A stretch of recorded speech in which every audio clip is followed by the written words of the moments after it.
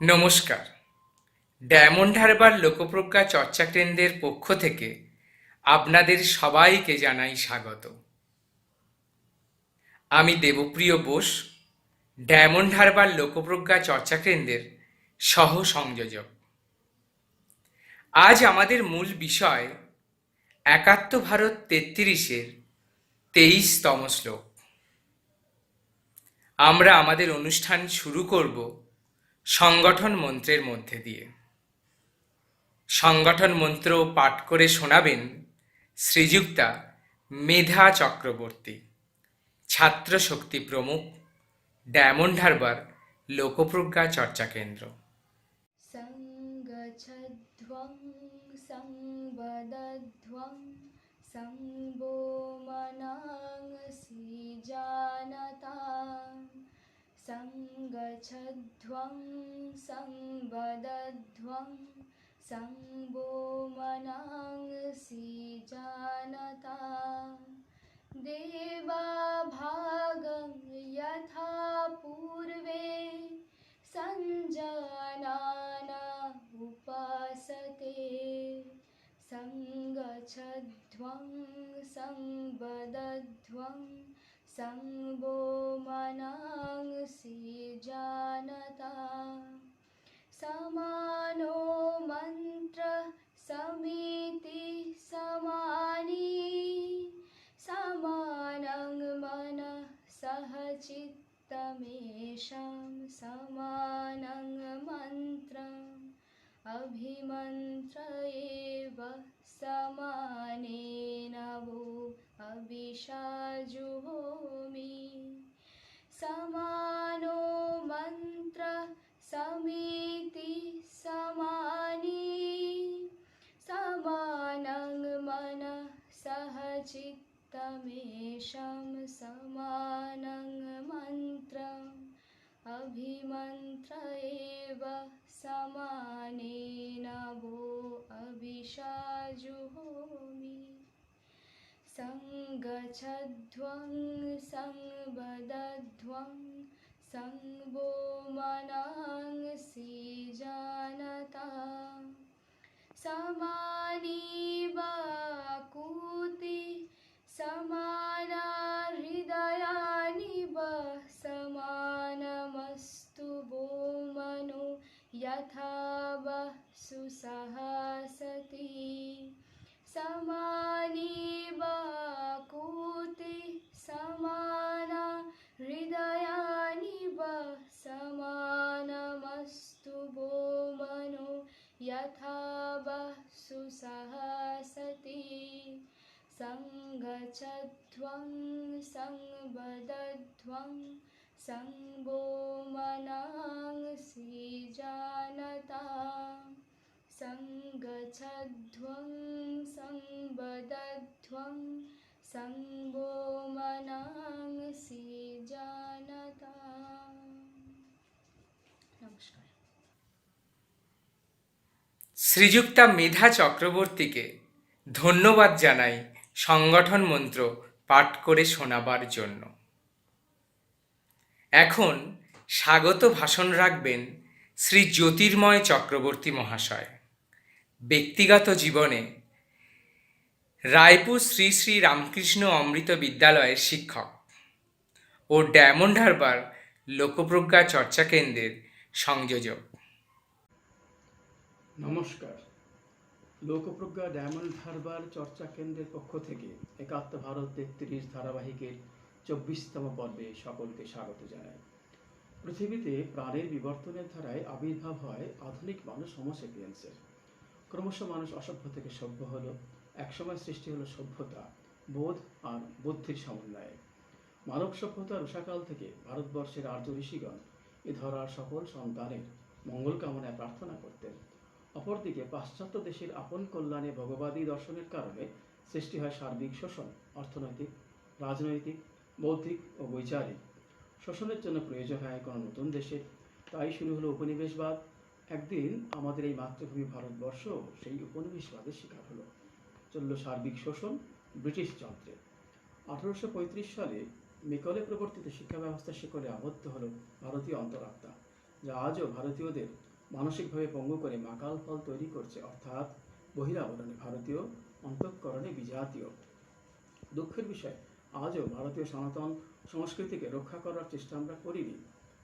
অপরদিকে বোধহীন বুদ্ধিজীবীরা আপন স্বার্থসিদ্ধির উদ্দেশ্যে চক্রান্ত করে সেই সংস্কৃতিকে নষ্ট করে বিদেশি অপসংস্কৃতিকে প্রতিষ্ঠার চেষ্টা করেছে। ফলে একটি বৌদ্ধিক সংঘর্ষের পরিস্থিতি তৈরি হয়েছে। অখিল ভারতীয় প্রবুদ্ধ মঞ্চ প্রজ্ঞাপ্রবাহ এমনই একটি বৌদ্ধিক যোদ্ধা বাহিনী, যাঁরা আর্য ঋষিদের বিশ্ব মানব কল্যাণ চিন্তাকে বিশ্বের সর্বত্র প্রচার করে চলেছেন। প্রজ্ঞাপ্রবাহের মূল উদ্দেশ্য বৌদ্ধিক সংঘর্ষে পরাক্রমী সৈন্যদল গঠন ও সঠিক পরিচালন। সর্বোপরি আর্য সংস্কৃতির প্রাচীন ধারাটিকে ভারতীয় জীবনচর্যার মধ্য দিয়ে মূর্ত করে তোলা। প্রজ্ঞাপ্রবাহের দক্ষিণবঙ্গীয় শাখা হল লোকপ্রজ্ঞা। এই লোকপ্রজ্ঞা আয়োজিত একাত্ম ভারত ধারাবাহিক ঐতিহ্যশালী অতীতের দর্পণে আমাদের মর্যাদাপূর্ণ আত্মপরিচয় পুনরায় স্মরণ করিয়ে গৌরবান্বিত হওয়ার সুযোগ করে দিয়েছে। একাত্মতা স্তোত্র সংস্কৃত ভাষায় ভারতের সনাতন সর্বাত্মক একাত্মতার প্রতীকভূত নামের পদ্যবদ্ধ সংগ্রহ। এক কথায় প্রাচীনকাল থেকে আধুনিক কাল পর্যন্ত সমগ্র ভারতে কীর্তিমান মহাপুরুষ তথা বিদুষী এবং বীরাঙ্গনা, পর্বত, নদী ইত্যাদি শ্লোকগুলির অন্তর্গত নামগুলির সংক্ষিপ্ত পরিচয় বা ব্যাখ্যা দেওয়া হয়েছে। আমাদের ডায়মন্ড হারবার লোকপ্রজ্ঞা চর্চা কেন্দ্রের উপর ত্রয়োবিংশতি বা 23তম শ্লোকের ব্যাখ্যার দায়িত্ব অর্পিত হয়েছে। এই বিখ্যাত 20 শ্লোকে 8 জন বিখ্যাত বীরের উল্লেখ করা হয়েছে। চাণক্য চন্দ্রগুপ্তৌ চ বিক্রমঃ শালিবাহনঃ সমুদ্রগুপ্ত শ্রীহর্ষ শৈলেন্দ্র বাপ্পারাবলঃ। 8 জন বীর হলেন চাণক্য, চন্দ্রগুপ্ত, সকারী বিক্রমাদিত্য, শালিবাহন, সমুদ্রগুপ্ত, হর্ষবর্ধন, শৈলেন্দ্র ও বাপ্পারাবল। চাণক্য এবং চন্দ্রগুপ্ত। চাণক্য তক্ষশিলা রাজনীতিবিদ, মগধের অত্যাচারী রাজা ধনানন্দকে অপদস্থ করে নন্দবংশেরই বীর যুবক চন্দ্রগুপ্তকে সিংহাসনে বসান। তারপর এরা দুজনে মিলে ভারতের ভৌগোলিক সীমাকে ভারতের পশ্চিম প্রান্তে হিন্দুকুশ পর্বত পর্যন্ত মগধ সাম্রাজ্যের বিস্তৃতি ঘটান। সকারী বিক্রমাদিত্য শকদের পরাজিত করেছিলেন বলে অবন্তীনগর উদ্ধার করেছিলেন। সকারী বিক্রমাদিত্য বলে ইতিহাস প্রসিদ্ধ। বিক্রম সম্বত এই বিজয়কে উপলক্ষ করেই শুরু হয়েছিল। শালিবাহন, অন্ধ্রের শালিবাহন বা সাতবাহন বংশীয় রাজা পুলুমাই মহারাষ্ট্রের উপর অধিকার কায়েমকারী শক ক্ষত্রপকে পরাজিত করে প্রতিষ্ঠানপুরে বা পৈঠনে নতুন রাজধানী তৈরি করেছিলেন। সমুদ্রগুপ্ত 4th শতাব্দীর গুপ্তবংশে এই দিগ্বিজয়ী সম্রাটের শাসনকালে রাষ্ট্রের সর্বতোমুখী বিকাশের জন্য ওই কালখণ্ডটিকে ইতিহাসের স্বর্ণযুগ হিসাবে চিহ্নিত হয়ে আছে। হর্ষবর্ধন ভারতে হুনদের আক্রমণ থেকে মুক্ত করে একচ্ছত্র সাম্রাজ্যে অন্তর্ভুক্ত করেন। শৈলেন্দ্র কলিঙ্গ প্রদেশে বীর পুরুষ সুদূর বর্মা পর্যন্ত আপন রাজ্যের অধিকারে আনেন। সর্বশেষ চরিত্র বাপ্পারাবল এই চিত্র অধিপতি আরবী আক্রমণকারীদের পরাস্ত করে আরবেই তাড়িয়ে দেন। পরিশেষে যেমন ইক্ষ্বাকু বংশীয় রাজা অবিরত স্বর্গ থেকে পতিত পাবনী গঙ্গাকে মর্তে এনেছিলেন পূর্বপুরুষদের মুক্তি প্রদান করবার জন্য, তেমন আমাদেরও একাত্মতা স্তোত্রের পবিত্র স্রোতস্বিনীকে সমাজের সর্বস্তরে প্রবাহমান রাখতে হবে উত্তর পুরুষদের অপসংস্কৃতির শৃঙ্খল মুক্ত করে সনাতন আর্য সংস্কৃতির অলঙ্কারযুক্ত জীবনচর্চার জন্য। তাই মধুর সুরে গাওরে সবে ভারত মায়ের বিজয় গান, যে গানে উঠিবে জাগি মাতৃভক্ত তনয় প্রাণ। মধুর সুরে গাওরে সবে ভারত মায়ের বিজয় গান, ভারত মায়ের বিজয় গান, ভারত মায়ের বিজয় গান। শ্রী জ্যোতির্ময় চক্রবর্তী মহাশয়কে জানাই ধন্যবাদ তার স্বাগত ভাষণের জন্য। এখন আপনাদের সামনে সঙ্গীত পরিবেশন করবেন শ্রীযুক্তা মেধা চক্রবর্তী, ছাত্র শক্তি প্রমুখ, ডায়মন্ড হারবার লোকপ্রজ্ঞা চর্চা কেন্দ্র।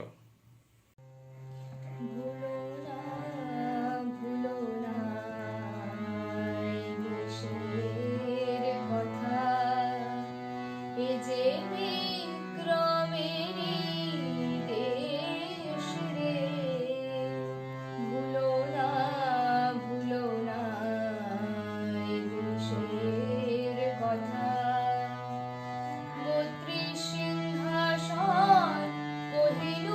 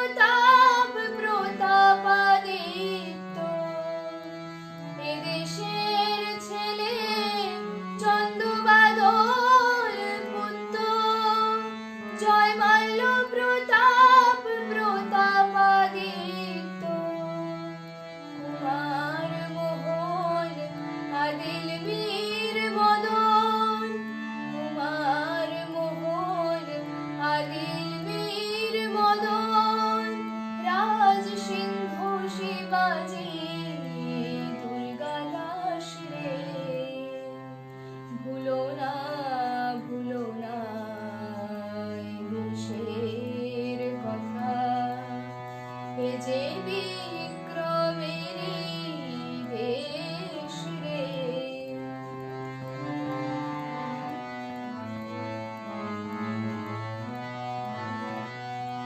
এ দেশের মেয়ে খনা লীলাবতী, পদ্মিনী ভবানী কর্মদেবী দুর্গাবতী। এ দেশের মেয়ে খনা লীলাবতী, পদ্মিনী ভবানী কর্মদেবী দুর্গাবতী। এ দেশের মেয়ে ভবশঙ্করী, এ দেশের মেয়ে ভবশঙ্করী। পাঠান কাঁপিত যার হৃদয়ে রে। ভুলো না, ভুলো না এ দেশের কথা, এ যে বিক্রমেরই দেশ রে।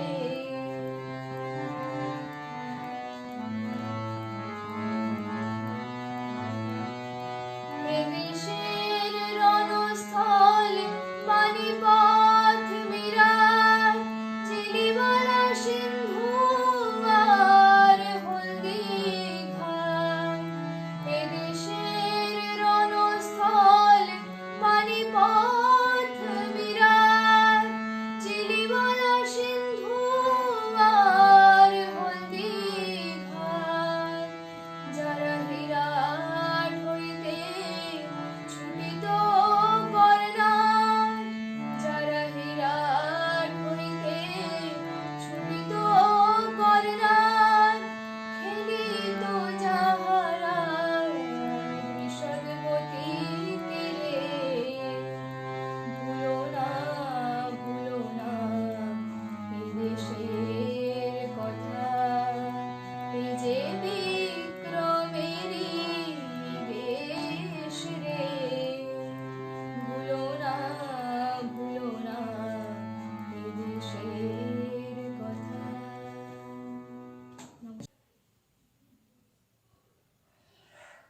এমন একটি সুন্দর সঙ্গীত পরিবেশন করবার জন্য শ্রীযুক্তা মেধা চক্রবর্তীকে জানাই অসংখ্য ধন্যবাদ। আজকের আমাদের অনুষ্ঠানের মূল বিষয় উপস্থাপনা করবেন ডক্টর আশিস ব্যানার্জি, বিশিষ্ট হোমিওপ্যাথি চিকিৎসক ও ডায়মন্ড হারবার লোকপ্রজ্ঞা চর্চা কেন্দ্রের সদস্য। নমস্কার। লোকপ্রজ্ঞা দক্ষিণবঙ্গের পক্ষ থেকে একাত্ম ভারত ত্রয়োত্রিংশতি এই শৃঙ্খলায় রিতম টিভি চ্যানেলে যে ভারতবর্ষের পরিচয়ে স্বরূপ শ্লোক সমূহ বিশ্লেষিত হচ্ছে, আজকের লোকপ্রজ্ঞা ডায়মন্ড হারবার ইউনিটের পক্ষ থেকে শ্লোক ক্রমাঙ্ক ত্রয়োবিংশতি। চাণক্য চন্দ্রগুপ্ত চ বিক্রমঃ শালিবাহন সমুদ্রগুপ্ত শ্রীহর্ষ শৈলেন্দ্র বাপ্পারাবল, এই শ্লোকটির উপস্থাপনা করা হচ্ছে। এই শ্লোকে উল্লেখিত 8 জন বিশিষ্ট ব্যক্তির জীবন আলোচনার মাধ্যমে উপস্থাপন করা লোকপ্রজ্ঞা ডায়মন্ড হারবার ইউনিটের পক্ষ থেকে করা হচ্ছে আজকের। এই চরিত্রগুলি সবই স্বমহিমায় সমুজ্জ্বল, চিরভাস্য এবং প্রেরণাদায়ী। রাষ্ট্রীয় স্বয়ংসেবক সংঘের স্বয়ংসেবকগণ প্রত্যেকেই প্রত্যহ সকালে ভারত মায়ের মুখ উজ্জ্বলকারী চরিত্রের সমূহ তথা ভারত মাতাকে যে সমস্ত নদী, পর্বত, ঋষি, মুনি, স্বাধীনতা সংগ্রামীগণ সুসজ্জিত করেছে, তাদের স্মরণ করে প্রণাম জানায়। উপরিউক্ত শ্লোকে এই ধরনের বিশিষ্ট 7 জন রাজা এবং একজন রাজা নির্মাতা অর্থাৎ কিং মেকারের নাম উল্লেখিত হয়েছে। শ্লোকের শুরুতেই উল্লেখিত হয়েছে সেই কিং মেকার মহামতি চাণক্যের নাম এবং সম্রাট চন্দ্রগুপ্তের সঙ্গে সংযুক্ত করে। কারণ চাণক্য ছাড়া যেমন চন্দ্রগুপ্ত তৈরি হতে পারে না, তেমনি চন্দ্রগুপ্ত ছাড়া চাণক্যের উদ্দেশ্য সফল হওয়া বোধহয় দুরস্ত। তাই উভয়ের নাম আবদ্ধ হয়েছে দ্বিবচনে। এ যেন অর্জুন ছাড়া কৃষ্ণের ধর্মরাজ্য প্রতিষ্ঠা যেমন কঠিন ছিল এবং কৃষ্ণ ছাড়া অর্জুন যেমন শক্তিহীন, প্রায় সেরকমই সম্পর্ক বন্ধনে আবদ্ধ চাণক্য এবং চন্দ্রগুপ্ত। ভারতবর্ষের রাজাগণ ছিলেন প্রজাবৎসল ধর্মপ্রাণ। বিদেশের রাজাদের মতো অত্যাচারী, অনাচারী ও শোষক ছিলেন না। তাই ভারতের রাজতন্ত্রকে বিদেশি রাজতন্ত্রের নিরিখে বিচার করলে মস্ত বড় ভুল হবে। ভারতের রাজাগণ রাজ্যাভিষেকের সময় এই বলে শপথ গ্রহণ করতেন যে, যদি আমি প্রজা পরিপালনে কোনো প্রকার অবহেলা করি, তবে জন্ম হতে মৃত্যু পূর্ব পর্যন্ত যা কিছু পুণ্য অর্জন করেছি তা যেন ক্ষয়প্রাপ্ত হয়। প্রজা পরিপালনে রাজার প্রতি চাণক্যের নীতি শ্লোকে নির্দেশ আছে, প্রজা সুখে সুখম রাজ্ঞ প্রজানাং তু হিতে হিতম নাত্মপ্রিয়ম সুখম রাজ্ঞ প্রজানাং তু প্রিয়ম হিতম। অর্থাৎ প্রজার সুখই রাজার সুখ, প্রজার হিতই রাজার হিত। আত্মপ্রিয় সুখ হলে রাজার কিছু নেই। রাজার যা কিছু প্রজার প্রিয়, প্রজাকে সুখী করবে সেটাই হচ্ছে রাজার পক্ষে হিতকারী, সেটাই রাজার সুখ। এরপরেও কোনো রাজা রাজ্যপাট পেয়ে যদি অত্যাচারী শাসক হয়ে উঠত, তাদের পরিণতি হতো কংস, শিশুপাল, দুর্যোধন বা ধননন্দের মতো। ধননন্দ ছিলেন নন্দবংশীয় এক দুরাচারী, মহাকৃপণ, অর্থগৃধ্ণ, মহাবিলাসী রাজা। প্রজাদের কাছ থেকে ইচ্ছামতো কর সংগ্রহ করতেন, কিন্তু তার প্রজাদের মঙ্গলের জন্য বিন্দুমাত্র খরচ না করে নিজের ভোগ বিলাসে তা ব্যয় করতেন। আর এই কাজে তার বড় সহায়ক ছিল তার প্রধান অমাত্য রাক্ষস। রাক্ষস ছিল বড় রাজভক্ত, একটুও রাষ্ট্রভক্ত ছিল না। রাজাকে প্রচুর ধনের অধিকারী হওয়ার কারণে কেউ কেউ ধনানন্দ বা মহাপদ্ম নামেও অভিহিত করত। মহাপদ্ম গণিত শাস্ত্রে একটি বড় অঙ্কের সংখ্যা। এই ধনানন্দকে সিংহাসনচ্যুত করে চন্দ্রগুপ্তকে মগধের সিংহাসনের প্রতিজ্ঞা গ্রহণ করেছিলেন আমাদের আলোচ্য ব্যক্তিত্ব মহামতি চাণক্য। চাণক্য 360 খ্রিস্টপূর্বাব্দে পাটলিপুত্র নগরের অধিবাসী কুটল গোত্রীয় জনকের গৃহে জন্মগ্রহণ করেন। জনকের পুত্র রূপে তাঁর পরিচয় হয় চাণক্য নামে এবং গোত্র পরিচয়ে তিনি পরিচিত হন কৌটিল্য নামে, যা পরবর্তীকালে অর্থশাস্ত্র রচয়িতা রূপে খ্যাতি লাভ করে। চাণক্যের রাষ্ট্রজীবন যেমন মহান ছিল, তেমনি তার ব্যক্তিজীবনও ছিল অনুসরণযোগ্য। তিনি চন্দ্রগুপ্ত মৌর্যের মতো মহান রাজার প্রধান অমাত্য হওয়া সত্ত্বেও জীবনযাপন ছিল তার অত্যন্ত সাধারণ এবং সততায় পরিপূর্ণ। বাস করতেন নদী তটে এক পর্ণ কুটিরে, সঙ্গে থাকতেন মা, নিজেও হাতে রান্না করে খেতেন। কোনো পর্যটক সাক্ষাৎ করতে এসে ভাবতেই পারতেন না যে এই সাধারণ পর্ণ কুটিরে বসবাসকারী স্বহস্তে ভোজন প্রস্তুতকারী মানুষটাই মগধের মতো বিশাল সাম্রাজ্যের প্রধানমন্ত্রী। তার সততার বহু ঘটনার মধ্যে একটি ঘটনার উল্লেখ করা যেতে পারে। একবার এক বিদেশি পর্যটক চন্দ্রগুপ্তের শাসন ব্যবস্থার খ্যাতির প্রধান কারণ তার প্রধান অমাত্য চাণক্য শুনে চাণক্যের সাথে সাক্ষাৎ করতে গেলেন। তখন চাণক্য একটি প্রদীপ জ্বালিয়ে কিছু লেখালেখি করছিলেন। চাণক্য আগন্তুকের কাছে জানতে চাইলেন যে তিনি চাণক্যের কাছে কোনো ব্যক্তিগত জিজ্ঞাসা নিয়ে এসেছেন কি না, নাকি কোনো সরকারি প্রয়োজনে এসেছেন। আগন্তুক জানালেন যে ব্যক্তিগত জিজ্ঞাসা নিয়েই তিনি এসেছেন। তখন চাণক্য প্রদীপটি নিভিয়ে খাতা গুছিয়ে অপর একটি প্রদীপ জ্বালালেন এবং বললেন, বলুন আপনার কি জিজ্ঞাসা। আগন্তুক প্রথমেই প্রশ্ন করলেন যে যে প্রদীপটি জ্বলছিল সেটাতেই তো আমাদের কাজকর্ম চলে যেত, কিন্তু আপনি আগের প্রদীপটি নিভিয়ে দ্বিতীয় প্রদীপটি জ্বালালেন, এই আচরণের কারণ কি? চাণক্য উত্তরে বললেন যে আগের প্রদীপটি জ্বালিয়ে আমি প্রশাসনিক কাজ করছি না, ওই প্রদীপটির তেলের অর্থ রাজকোষ থেকে দেওয়া হয়, আর দ্বিতীয় প্রদীপটি আমার ব্যক্তিগত কাজের জন্য।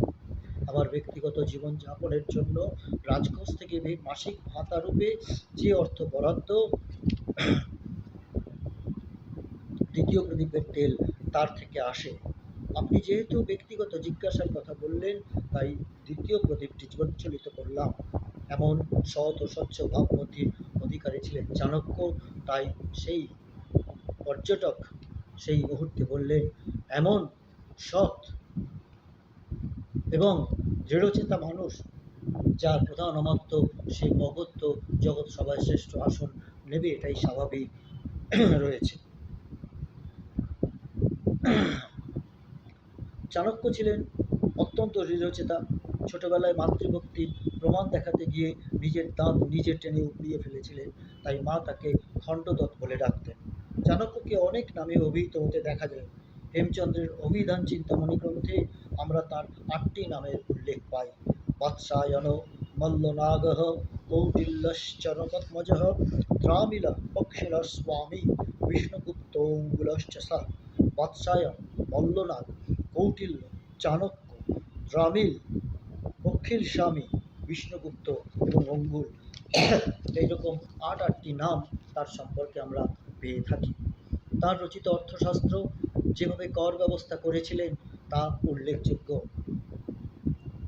যাতে প্রজাদের উপর চাপ না পড়ে, আবার রাজকার্যেও পরিচালনায় অসুবিধা না হয়, এরকমভাবে তার কর ব্যবস্থা ছিল। রাজনীতি, অর্থনীতি, শাসননীতি, সৈন্য ব্যবস্থা, গুপ্তচর ব্যবস্থা, সন্ধি ও বিরোধের সময়, ব্যক্তি, স্থান নিরূপণ সবই আছে তার মধ্যে। তার প্রদত্ত সাম, দাম, দণ্ড, ভেদ এই 4 নীতি তো আন্তর্জাতিক, জাতীয় তথা স্থানীয় রাজনীতির ক্ষেত্রে আজও সমানভাবে প্রাসঙ্গিক। আমরা ভাবি divide and rule policy British শাসনের অবদান, আদৌ তা নয়, ব্রিটিশরা তার অপপ্রয়োগ করেছিল।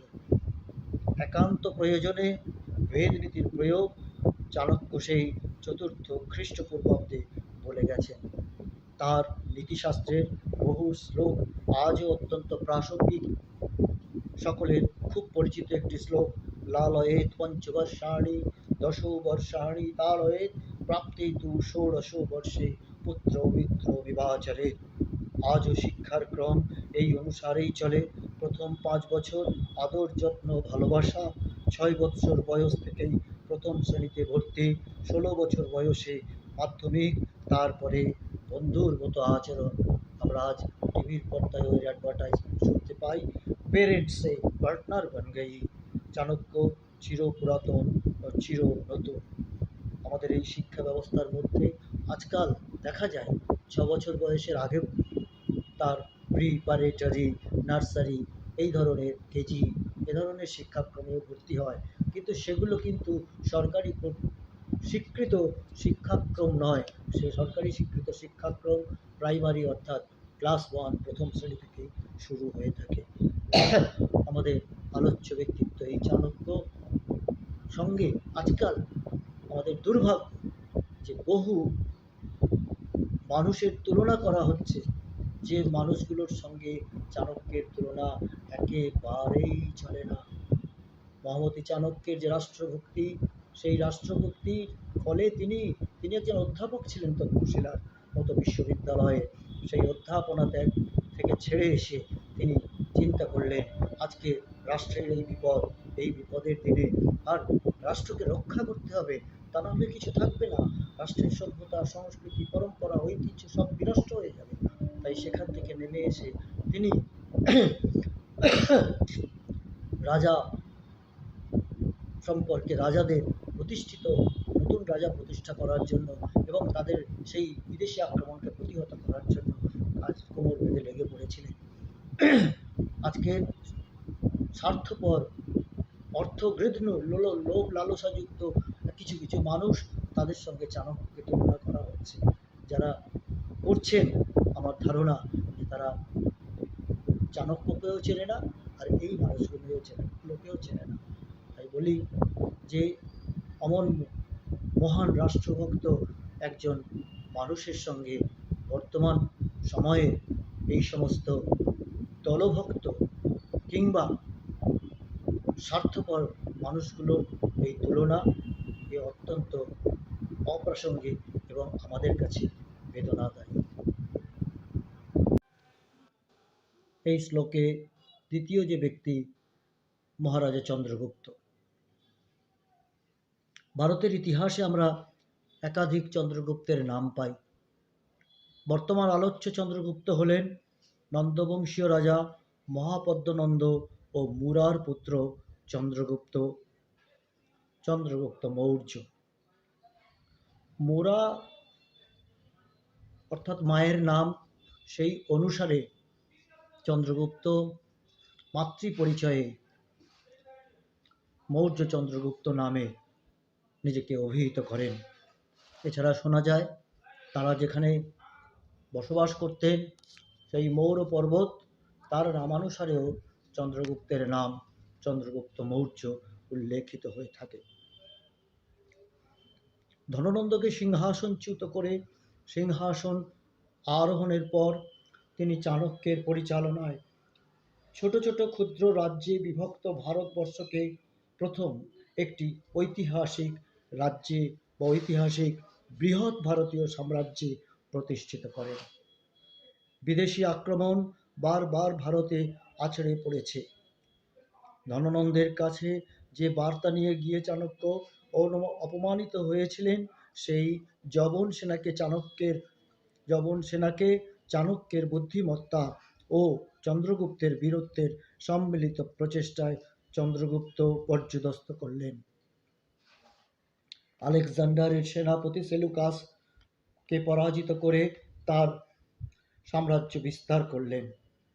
সেলুকাস বিজিত 4 রাজ্য চন্দ্রগুপ্তকে সমর্পণ করলেন।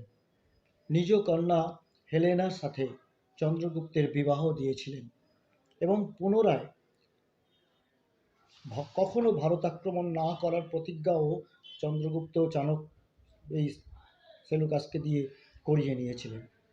এরপরে সময়, সুযোগ ও পরিস্থিতি বুঝে ধননন্দকে পরাস্ত করে চাণক্য তার নন্দ বংশের মূলোৎপাটনের প্রতিজ্ঞা পূর্ণ করলেন।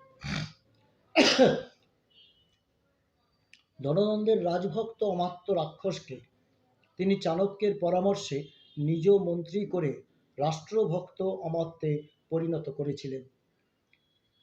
যোগ্য ব্যক্তিকে অযোগ্য ব্যক্তির সংস্পর্শে আসার ফলে কি ধরনের ক্ষতি সমাজের হয়, আবার যোগ্য ব্যক্তির সংস্পর্শে আসার ফলে সমাজের কত উপকার হয়, তার উজ্জ্বল নিদর্শন বা দৃষ্টান্ত এই অমাত্য রাক্ষস। এই অমাত্য রাক্ষসকে একসময় যখন সেলুকাস পরাজিত হয়েছিলেন, পরবর্তীকালে সেলুকাস অফার দিয়েছিল এই অমাত্য রাক্ষসকে, যাতে আবার সে তার সমস্ত কিছু ফিরে পেতে পারে অমাত্যের মাধ্যমে, রাক্ষসের মাধ্যমে। রাক্ষস বলেছিলেন সেই মুহূর্তে সেলুকাসকে যে ভারতবর্ষের বুকে আর ভারতের প্রতি বিশ্বাসঘাতকতা করার কোনো ব্যক্তিকে এরপরে খোঁজার চেষ্টা আপনি আর করবেন না। বিদেশি শক্তিকে সহায়তা প্রদানকারী পুরু রাজ্য আর চন্দ্রগুপ্ত নিজ অধীনে নিয়ে এসেছিলেন। সিংহাসনে আরোহণ করে সমস্ত উত্তর ভারতের ক্ষুদ্র ক্ষুদ্র রাজ্যগুলিকে চন্দ্রগুপ্ত মগধ সাম্রাজ্যের অন্তর্ভুক্ত করে বিশেষ ক্ষমতাশালী করে তোলেন। নর্মদা নদী পর্যন্ত তার সাম্রাজ্য বিস্তৃত ছিল। আলেকজান্ডারের সেনাপতি সেলুকাসকে পর্যুদস্ত করে তিনি হিন্দুকুশ পর্বত পর্যন্ত মগধ সাম্রাজ্য বিস্তৃত করেছিলেন। চন্দ্রগুপ্তের শাসন ভারত ইতিহাসে এক নব যুগের সূচনা করে। ভারত জোড়া সাম্রাজ্য প্রতিষ্ঠা, সুশাসন প্রবর্তন, অর্থনৈতিক সমৃদ্ধি ও শিল্প সংস্কৃতির উন্নতি, সর্বত্র এই সময়ে এক অভাবনীয় উন্নতি লক্ষ্য করা যায়।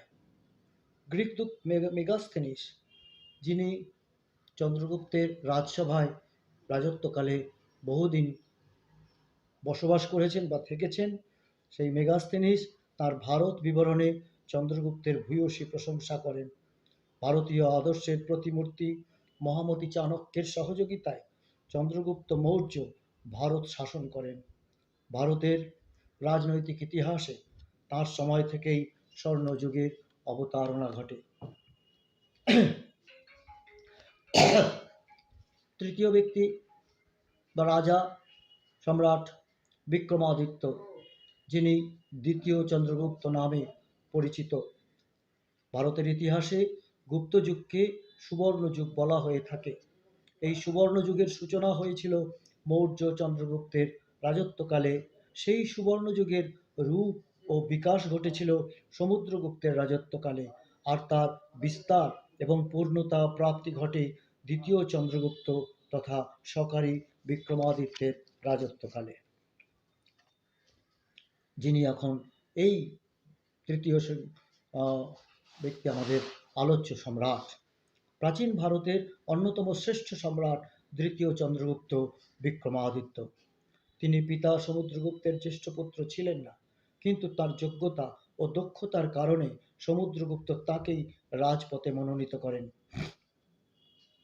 সমুদ্রগুপ্তের মৃত্যুর পর চন্দ্রগুপ্ত রাজপদে মনোনীত হয়ে সর্বতোভাবে প্রমাণ করেন যে তার পিতার দূরদৃষ্টি ছিল তীক্ষ্ণ। কিন্তু তিনি শুধু তার বিস্তীর্ণ সাম্রাজ্য রক্ষা করেননি, বহু রাজ্য জয় করে তার সাম্রাজ্য বিস্তৃতও করেছিলেন। সমুদ্রগুপ্ত যদি সাম্রাজ্যের বিস্তারকর্তা হন, তবে দ্বিতীয় চন্দ্রগুপ্ত তার শ্রেষ্ঠ স্থপতি। তিনি ভারতের উপর বৈদেশিক আক্রমণকারী শকদের পরাজিত করে ভারত থেকে বিতাড়িত করেন, তাই তার নাম হয় সকারী বিক্রমাদিত্য। তিনি ছিলেন পরমত সহিষ্ণু, বিদ্যা ও বিদ্বানের পৃষ্ঠপোষক।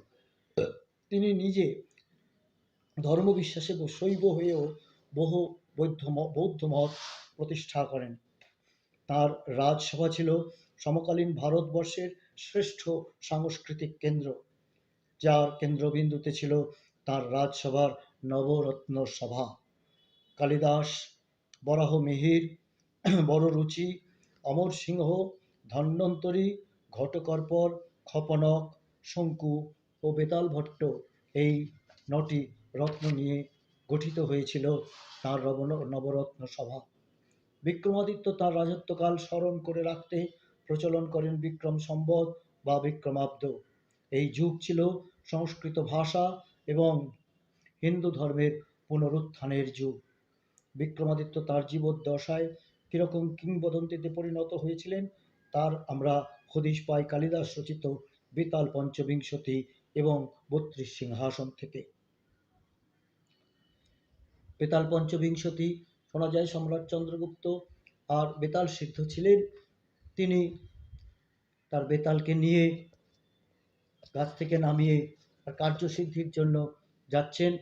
তখন বেতাল তাকে বললেন যে, যদি আমি তোমাকে কিছু প্রশ্ন করব, একটি কাহিনী বলবো, কাহিনীর শেষে প্রশ্ন থাকবে, তুমি যদি আর সেই প্রশ্নের সঠিক উত্তর না দিতে পারো তাহলে আমি তোমার ঘাড় মটকাবো, এবং যদি পারো তাহলে আমি তোমাকে ছেড়ে আবার গিয়ে গাছের ডালে বসবো। সেখানে কাহিনী বলার পরে পথশ্রম লাঘব করার জন্য বেতাল এই কাহিনীর অবতারণা করলেন।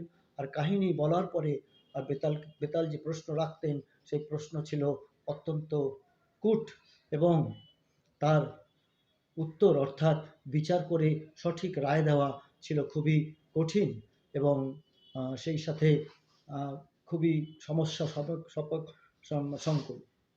তো বিক্রমাদিত্য সঠিক উত্তর প্রদান করতেন আর বেতাল আবার গাছে চলে যেতেন, আবার বেতালকে নিয়ে আবার তিনি নামিয়ে ফের চলতে শুরু করতেন। এরকম 25 বার 25টি কাহিনী সেই বেতাল বলেছে, আর তারপরে তার সঠিক উত্তর তিনি দিয়েছেন। তার থেকে বোঝা যায় যে তিনি কীরকম মানে সুবিচারক ছিলেন, অর্থাৎ যে বিচারে তার যে রায় বেরোতো সেই রায় উভয় পক্ষ সন্তুষ্ট থাকতেন।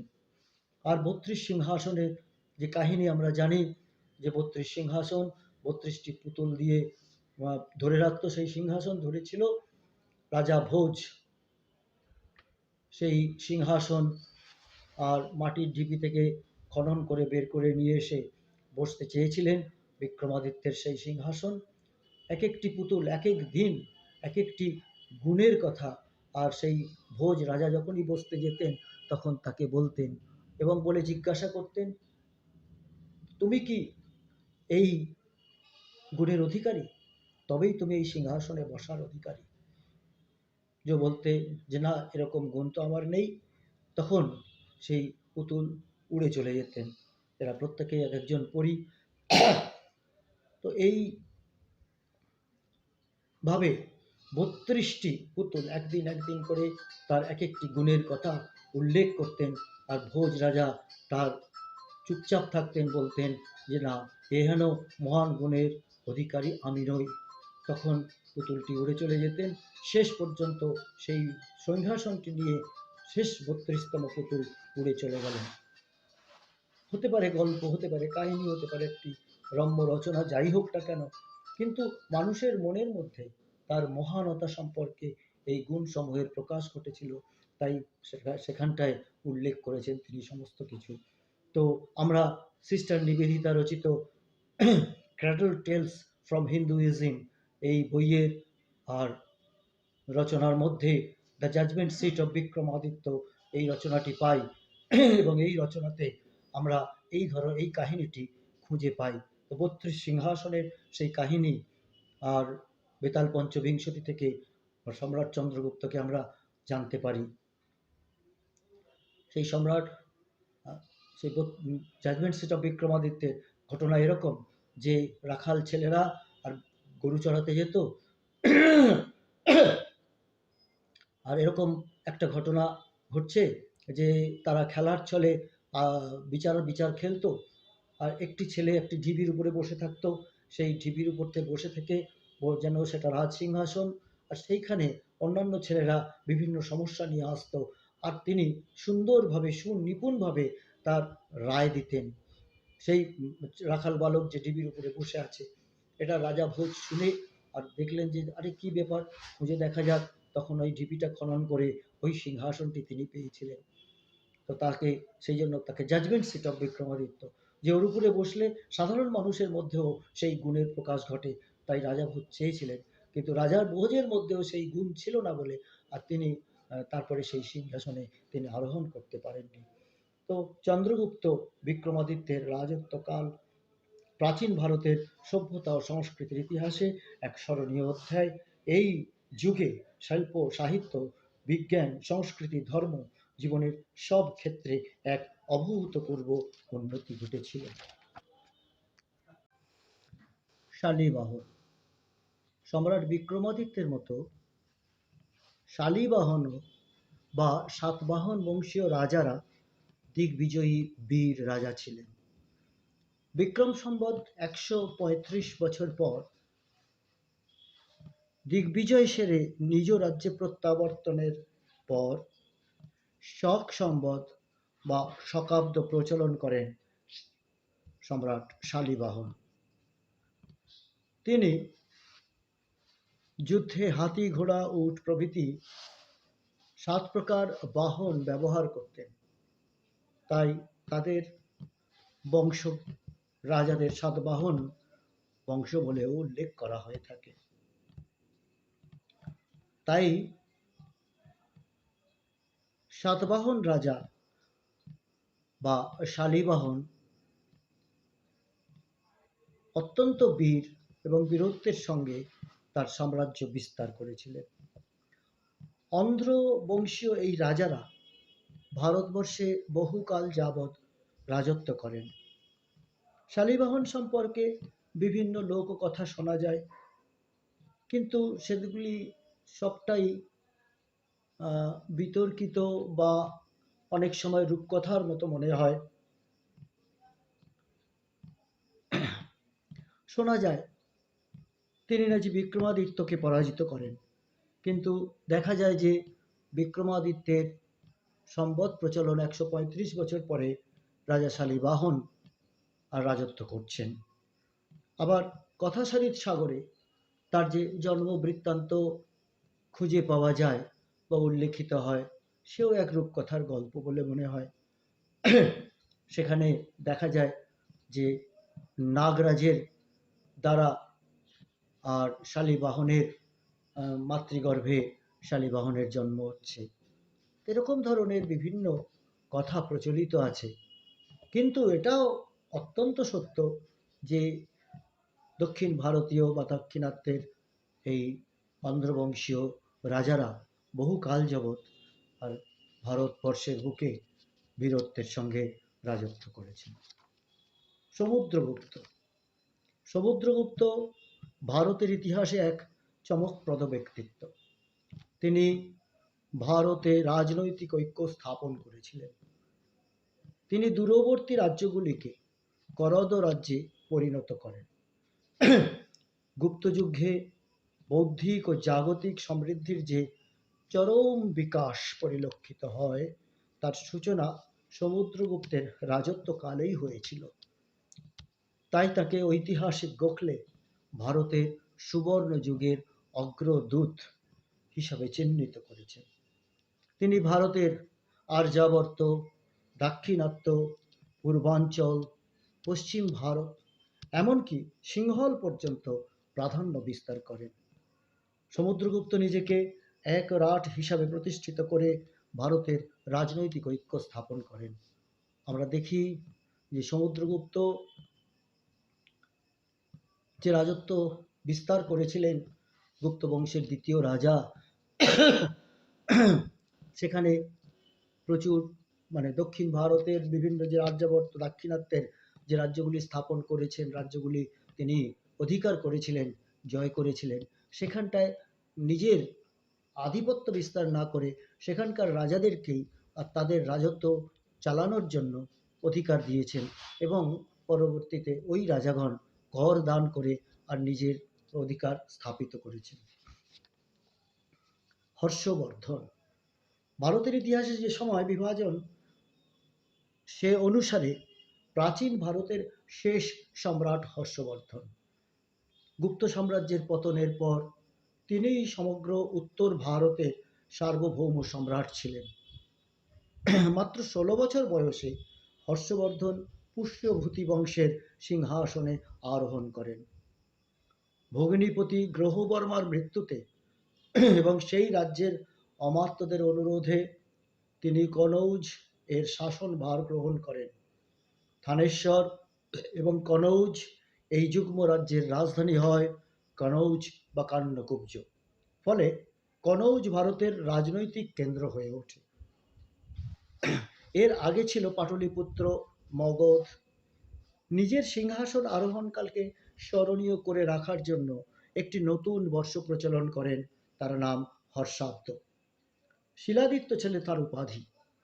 হর্ষবর্ধন ছিলেন অসাধারণ প্রতিভাসম্পন্ন এক সমর কুশলী প্রজাহিতৈষী রাজা।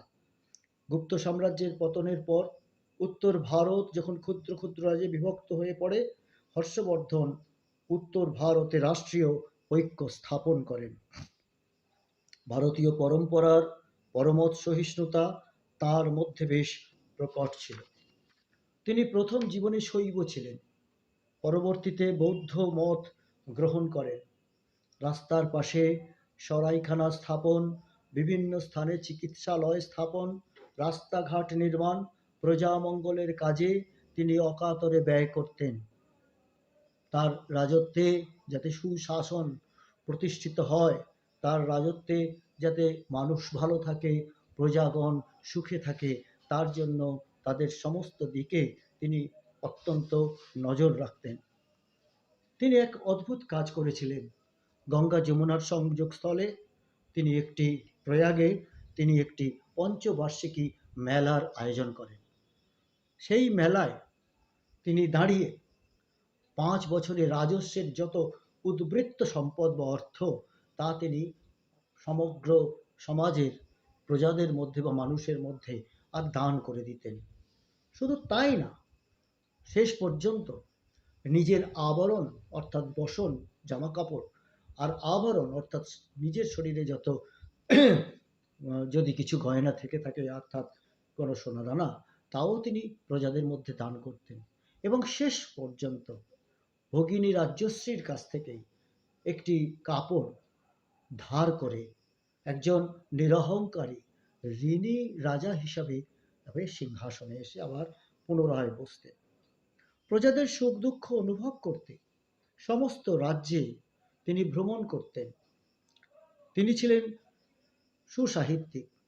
শুধুমাত্র রাজ্য পরিচালনা, শাসন ব্যবস্থা পরিচালনা, সুশাসন প্রদান, প্রজাহিতৈষণা, এর মধ্যেই তিনি নিজেকে সীমাবদ্ধ রাখেননি। তার সাহিত্য চর্চাও ছিল খুব পরিচিত।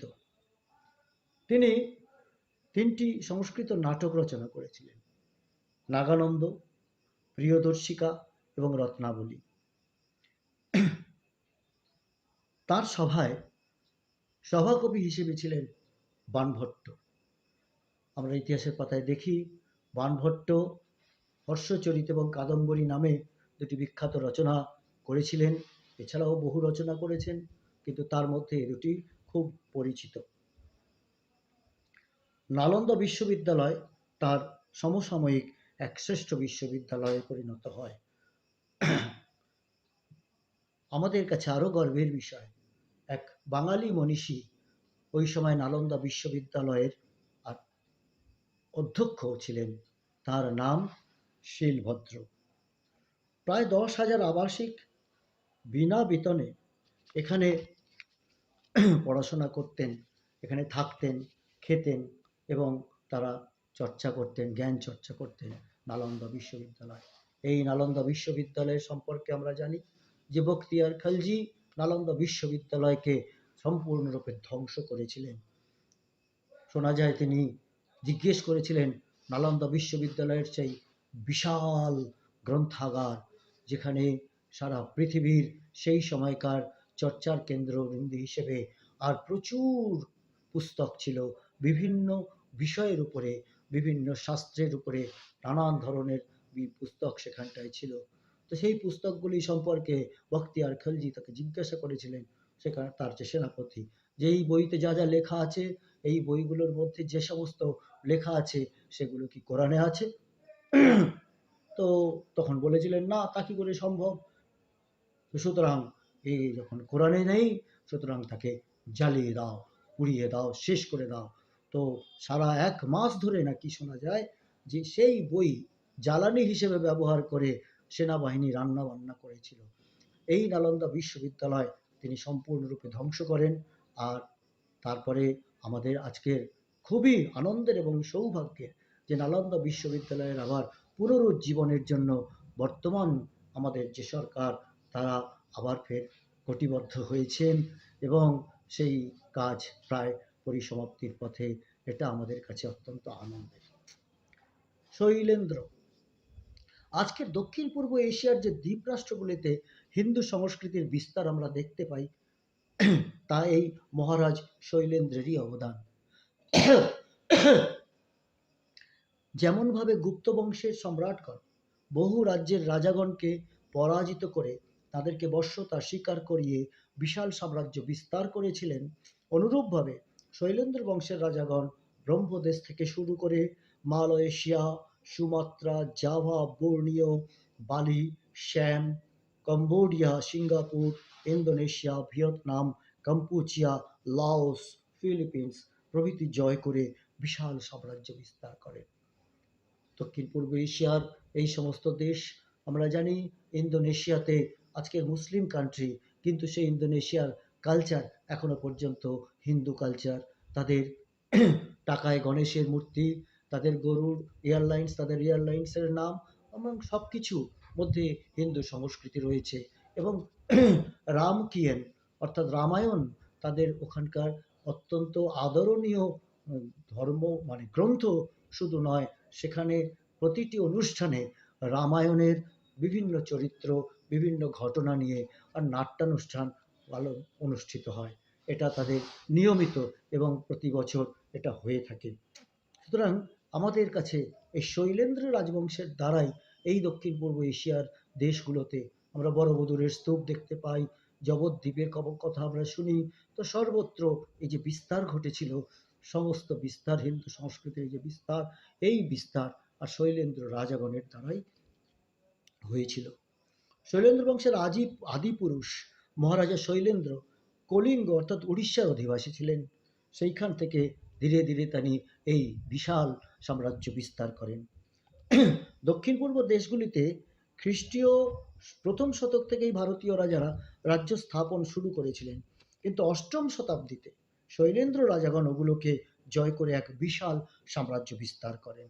সপ্তম অষ্টম শতাব্দী থেকে শুরু করে দশম একাদশ শতাব্দী অবধি শৈলেন্দ্র সাম্রাজ্য সতত বিস্তার লাভ করে।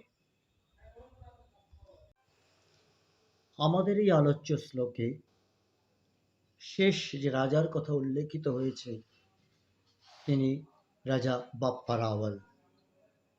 ভারতবর্ষের বীর যোদ্ধাদের ইতিহাসে রাজস্থানের মেবার, চিতোর প্রভৃতি অত্যন্ত উল্লেখযোগ্য নাম। বাপ্পা রাওয়ালের নাম বীরভূমি মেবারের সঙ্গে একাত্ম হয়ে আছে। মেবারের প্রসঙ্গ উঠলে বাপ্পা রাওয়ালের প্রসঙ্গ একসাথে এসে পড়ে। বাপ্পা রাওয়ালের আসল নাম ছিল কাল ভোজ, কিন্তু জনপ্রিয়তার কারণে মানুষ তাকে বাপ্পা বলে সম্বোধন করত, আর রাওয়াল ছিল তাদের পদবী। আজও পাকিস্তানের রাওয়ালপিন্ডি শহরটা এই রাওয়ালদের মৃত পূর্বপুরুষদের উদ্দেশ্যে পিণ্ডদানের স্থানরূপে সাক্ষ্য বহন করছে। বাংলার সাহিত্যে বাপ্পাদিত্য নামে অবনীন্দ্রনাথ ঠাকুরের লেখা রাজকাহিনী গ্রন্থে বাপ্পা রাওয়ালের চরিত্র চিত্রণ আমরা পাই। এই বাপ্পাদিত্য একসময় আমাদের স্কুল পাঠ্যের অন্তর্ভুক্ত ছিল। 1978 সালে বিশেষ রাজনৈতিক মতাদর্শ ক্ষমতাসীন হওয়ার পর পাঠ্যপুস্তক থেকে তা বাতিল করা হয়। বাপ্পাদিত্য ছিলেন গুহিল বংশের সন্তান, যার শুরু গুহা আদিত্য থেকে। বাপ্পাদিত্য তার অষ্টম পুরুষের সন্তান। ভগবান একলিঙ্গ মেবারের অধিষ্ঠাতা দেবতা। এর সম্পর্কে একটি ঘটনা শোনা যায়। এক সময় বাপ্পাদিত্য তার শৈশবকাল কেটেছে আর ওই উপজাতি আদিবাসী এদের সঙ্গে, তো যেমন শিবাজির ঘটনা শোনা যায় এরকম। তো সেখানটায় তিনি তাদের সাথে আর রাখাল হিসেবেও কাজ করেছেন, এরকম ঘটনা শোনা যায়। তো এক সময় ওই যে গাভী, একটি গাভীকে দেখা যেত যে গাভীর বাটে কোনো দুধ পাওয়া যেত না। তো একদিন এই ঘটনা যখন জানাজানি হলো, তখন ওই কাল ভোজ সে ওই খোঁজ খবর করতে করতে এক জায়গায় গিয়ে দেখছে যে সেই গাভীটা হঠাৎ করেই নিজের দল ছেড়ে একটা ঘন জঙ্গলের ভিতর চলে যাচ্ছে। সেই ঘন জঙ্গলের ভিতরে যে চলে যাচ্ছে, তখন বাপ্পা বা কালভোজ তখন তার নাম, তিনি তখন একটু একটু করে তার পিছন পিছন যেতে শুরু করলেন। গিয়ে দেখছেন যে একটি জায়গায় সেই গাভী স্থির হয়ে দাঁড়িয়ে গেল এবং তার যে স্তন সেখান থেকে আর যে দুধের ধারা পড়তে শুরু করলো। পরে তখন দেখা গেল, এর কারণ জানা গেল যে এই দুধ কেন থাকছে না। তারপরে যখন দেখা গেল যে তিনি গিয়ে দেখলেন যে সেখানটায় একটি শিবলিঙ্গ উপস্থিত রয়েছে। পরবর্তীকালে বাপ্পা রাওয়াল যখন রাজা হয়, তখন ওই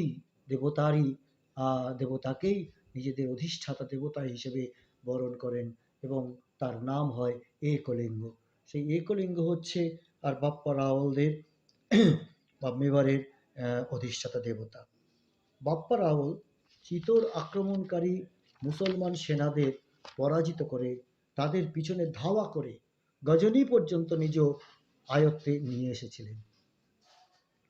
যে গজনীর সুলতান মাহমুদ আমরা জানি বারবার ভারত আক্রমণ করেছেন, কিন্তু বাপ্পা রাওয়ালের সময় বাপ্পা রাওয়ালের রাজত্ব সেই গজনীতেও বিস্তার লাভ করেছিল।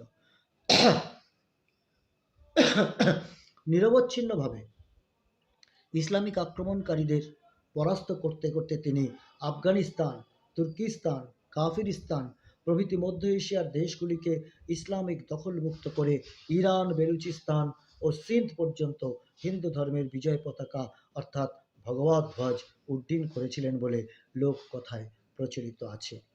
শুধু তাই নয়, এমন লোককথাও প্রচলিত আছে যে কারবালার প্রান্তরে হজরত মোহাম্মদের দুই নাতি হাসান হোসেনকে সপরিবারে নির্মমভাবে হত্যাকারী এজিদকেও বাপ্পা রাওয়াল যুদ্ধে পরাজিত করেন এবং বিতাড়িত করেন।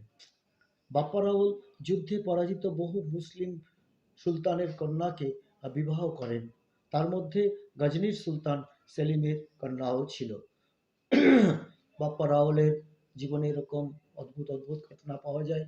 তো আমরা দেখছি যে সারা ভারতবর্ষব্যাপী ভারতবর্ষের যে বিস্তার, সাম্রাজ্য বিস্তার বিভিন্ন ভারতের বাইরে ঘটেছিল, যারা ভারতের অঙ্গীভূত হয়েছিল। তার মধ্যে সমুদ্রগুপ্তকে দেখছি যে তিনি আর্যাবর্ত, দাক্ষিণাত্য প্রভৃতি পশ্চিমের ভারত দেশগুলো সর্বত্রই তিনি রাজ্য বিস্তার করেছেন। অপরপক্ষে শৈলেন্দ্র রাজাদের দেখছি যে দক্ষিণ পূর্ব এশিয়ার দ্বীপ রাষ্ট্রগুলিতে তারা আর সাম্রাজ্য বিস্তার করেছেন। এবং আজকের আমরা দেখছি শেষ পর্যায়ে এসে যে বাপ্পা রাওয়াল ওই সমস্ত দেশ যেগুলো মুসলিম কান্ট্রি বলে পরিচিত, আর তাদের উপরেও গিয়ে সাম্রাজ্য বিস্তার করেছিলেন। তো এই বাপ্পা রাওয়াল ছিলেন অত্যন্ত বীর যোদ্ধা। তার বীরত্ব বহু দূর পর্যন্ত বীরত্বের খ্যাতি ছিল বিস্তৃত। তিনি মোটামুটি 753 খ্রিস্টাব্দ পর্যন্ত রাজত্ব করেন এবং তারপরে নিজ সন্তান পুত্র খুম্মান তার হাতে রাজত্ব সমর্পণ করে সন্ন্যাস গ্রহণ করে সাধনার জন্য, তপস্যার জন্য চলে যান। শোনা যায় যে তিনি তপস্যার জন্য কাশ্মীরে চলে গিয়েছিলেন এবং কাশ্মীরেই তার প্রাণ ত্যাগ হয়। আবার কেউ কেউ এটা বলেন যে কাশ্মীরি রাজা ললিতাদিত্যকে যুদ্ধে সাহায্য করতে গিয়ে আর তিনি নিহত হন, ইত্যাদি প্রভৃতি। আমাদের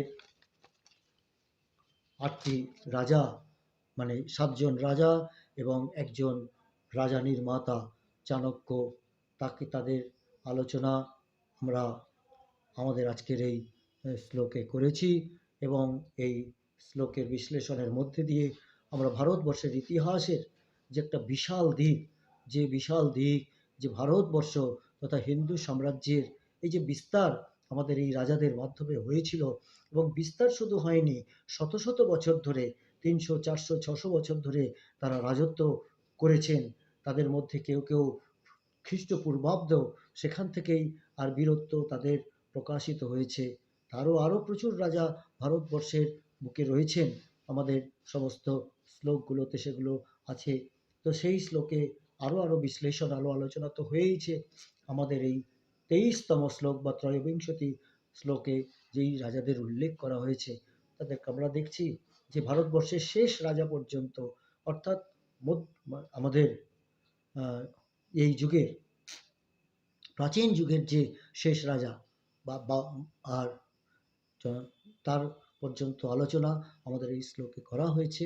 এবং এর মাধ্যমে আমাদের ভারতবর্ষের আজকের যে স্থিতি, সেই স্থিতিতে আমাদের মনে হয় যে আমাদের দেশ কি শুধু পরাজিত এবং শুধুমাত্র পরাজয়ের গ্লানি নিয়ে আর ভারতবর্ষ চিরকাল রয়ে গেছে, তা যে নয়, তা আমরা এই সমস্ত বিশ্লেষণের মধ্যে দিয়ে জানতে পারি। একাত্মতা শ্লোকের এই যে একাত্ম ভারতের এই যে শৃঙ্খলায় আমরা তার আলোচনা শুনতে পাচ্ছি, জানতে পারছি, লোকপ্রজ্ঞার পক্ষ থেকে করা হচ্ছে। তার মধ্যে দিয়ে আসুন আমরা দেশ ও মাতৃকার এই যে বীর সন্তান যারা দেশকে সারা পৃথিবীব্যাপী বিস্তার ঘটিয়েছিলেন, তাদের প্রতি সম্মান এবং শ্রদ্ধা জানিয়ে আমরা আমাদের বীর পূজা সম্পন্ন করি এবং তাদের সেই বীরত্ব বারবার আলোচনার মধ্যে দিয়ে এনে নিজেদের মধ্যেও সেই বীরত্বের সামান্য কিছু প্রকাশ হোক, এই আর আশা আমরা রাখি। নমস্কার।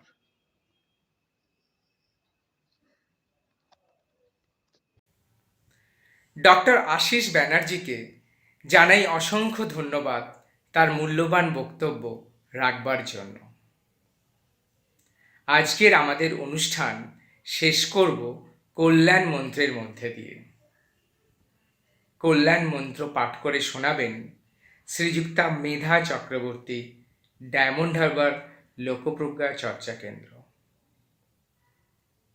सर्वे भवन्तु सुखिनः, सर्वे सन्तु निरामयाः, सर्वे भद्राणि पश्यन्तु, मा कश्चित् दुःखभाग् भवेत्। ॐ शान्ति शान्ति शान्तिः।